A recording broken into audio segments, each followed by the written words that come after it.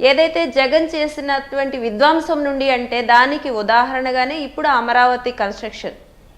ఇంకా చెప్పాలంటే జగన్మోహన్ రెడ్డికి రాష్ట్రంలో ఒక సెంటు భూమి ఇవ్వడానికి కూడా ఎవరు ముందుకు రారు.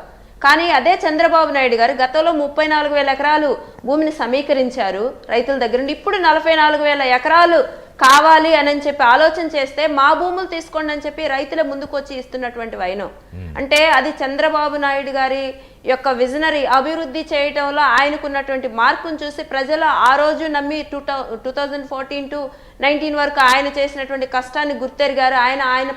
ఆయన కుటుంబం కోసం కదండి, రాష్ట్రం కోసం, రాష్ట్ర ప్రజల కోసం 24 గంటలు ఆహార్నిశలు కష్టపడుతూనే ఉంటారు.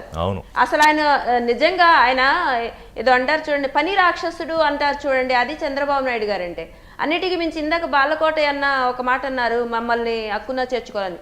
ఖచ్చితంగా చంద్రబాబు నాయుడు గారు దళితులను హక్కును చేర్చుకున్నారు కాబట్టే అమరావతి రాజధాని మళ్ళీ ఇన్ని ఇబ్బందుల మధ్య కూడా, ఇన్ని సవాళ్లను స్వీకరిస్తూ కూడా అమరావతి రాజధానిని నిర్మిస్తున్నారు. అలాగే అమరావతి రాజధానిలో అమరావతి రైతుల యొక్క పాత్ర కూడా ఖచ్చితంగా ఉంది, వాళ్ళ మార్కు కూడా చూపిస్తారు. ఎందుకు నేను ఈ మాట చెప్తున్నానంటే, బాలకోటే అని అన్నారు అమరావతి ఉద్యమం ప్రతిపక్ష పాత్ర పోషించిందని. Yes, exactly.